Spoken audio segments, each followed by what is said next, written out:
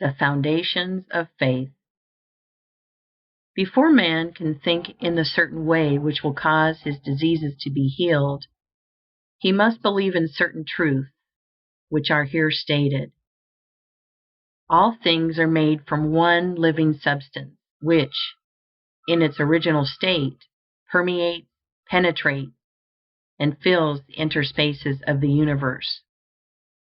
While all visible things are made from it, yet this substance, in its first formless condition, is in and through all the visible forms that it has made. Its life is in all, and its intelligence is in all. This substance creates by thought, and its method is by taking the form of that which it thinks about. The thought of a form held by this substance causes it to assume that form. Thought of a motion causes it to institute that motion. Forms are created by this substance in moving itself into certain attitudes or positions. When original substance wishes to create a given form, it thinks of the motions which will produce that form. When it wishes to create a world, it thinks of the motions, perhaps extending through ages, which will result in its coming into the attitude and form of the world, and these motions are made. When it wishes to create an oak tree, it thinks of the sequences of movement, perhaps extending through ages, which will result in the form of an oak tree, and these motions are made. The particular sequences of motion by which differing forms should be produced were established in the beginning. They are changeless. Certain motions instituted in the formless substance will forever produce certain forms. Man's body is formed from the original substance, and is the result of certain motions which first existed as thoughts of original substance.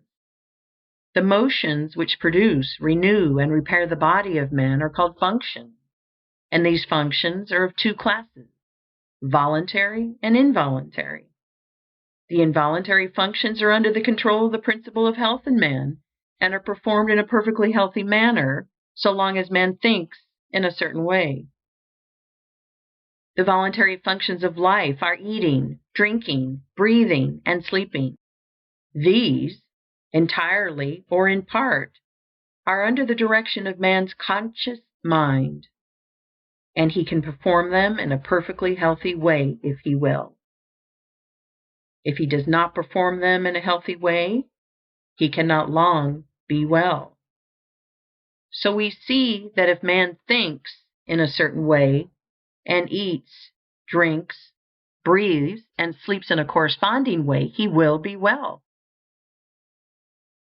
The involuntary functions of man's life are under the direct control of the principle of health, and so long as man thinks in a perfectly healthy way, these functions are perfectly performed, for the action of the principle of health is largely directed by man's conscious thought affecting his subconscious mind.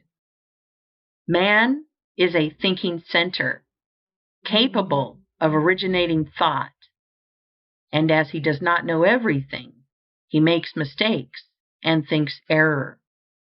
Not knowing everything, he believes things to be true which are not true. Man holds in his thought the idea of diseased and abnormal functioning and conditions, and so perverts the action of the principle of health, causing diseased and abnormal functioning and conditions within his own body. In the original substance, there are held only the thoughts of perfect motion, perfect and healthy function, complete life. God never thinks disease or imperfection, but for countless ages men have held thoughts of disease, abnormality, old age, and death, and the perverted functioning resulting from these thoughts has become a part of the inheritance of the race. Our ancestors have, for many generations, held imperfect ideas concerning human form and functioning, and we begin life with racial, subconscious impressions of imperfection and disease. This is not natural or a part of the plan of nature. The purpose of nature can be nothing else than the perfection of life. This we see from the very nature of life itself. It is the nature of life to continually advance toward more perfect living. Advancement is the inevitable result of the very act of living. Increase is always the result of active living. Whatever lives must live more and more. The seed lying in the granary has life, but it is not living. Put it into the soil, and it becomes active, and at once begins to gather to itself from the surrounding substance, and to build a plant form.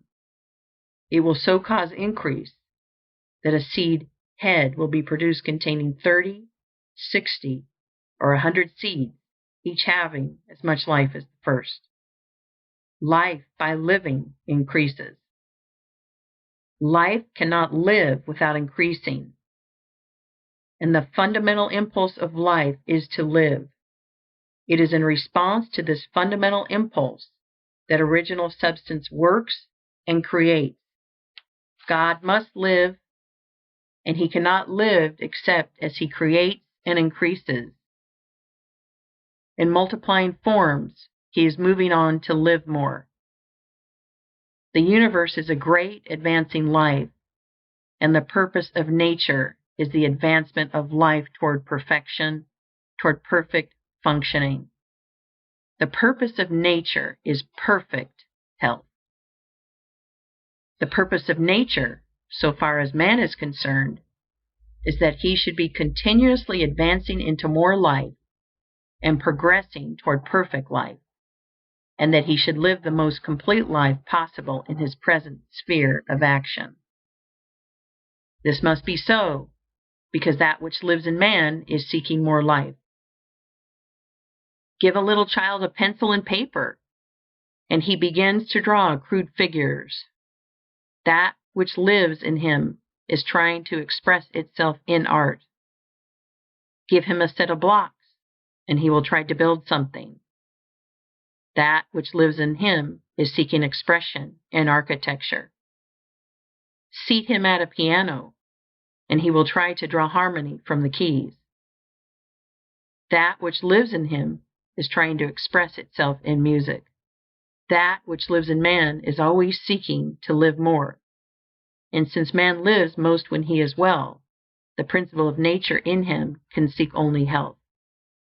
The natural state of man is a state of perfect health, and everything in him and in nature tends toward health. Sickness can have no place in the thought of original substance, for it is by its own nature continually impelled toward the fullest and most perfect life, therefore toward health. Man, as he exists in the thought of the formless substance, has perfect health. Disease, which is abnormal or perverted function, motion, imperfectly made or made in the direction of an imperfect life, has no place in the thought of the thinking stuff. The Supreme Mind never thinks of disease.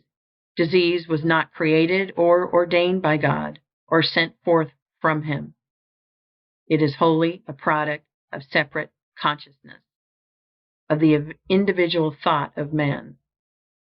God, the formless substance, does not see disease, think disease, know disease, or recognize disease. Disease is recognized only by the thought of man. God thinks nothing but health. From all the foregoing, we see that health is a fact or truth in the original substance from which we are all formed, and that disease is imperfect functioning, resulting from the imperfect thoughts of men, past and present. If man's thoughts of himself had always been those of perfect health, man could not possibly now be otherwise than perfectly healthy. Man in perfect health is the thought of original substance, and man in imperfect health is the result of his own failure to think perfect health and to perform the voluntary functions of life in a healthy way. We will here arrange in a syllabus the basic truths of the science of being well. There is a thinking substance from which all things are made, and which, in its original state, permeates, penetrates, and fills the interspaces of the universe. It is the life of all. The thought of a form in this substance causes the form. The thought of a motion produces the motion. In relation to man, the thoughts of this substance are always of perfect functioning and perfect health. Man is a thinking center, capable of original thought, and his thought has power over his own functioning.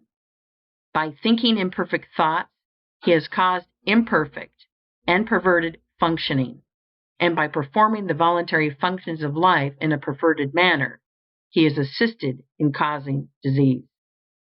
If man will think only thoughts of perfect health, he can cause within himself the functioning of perfect health. All the power of life will be exerted to assist him. But this healthy functioning will not continue unless man performs the external or voluntary functions of living in a healthy manner. Man's first step must be to learn how to think perfect health, and his second step to learn how to eat, drink, breathe, and sleep in a perfectly healthy way. If man takes these two steps, he will certainly become well and remain so. End of Chapter 2.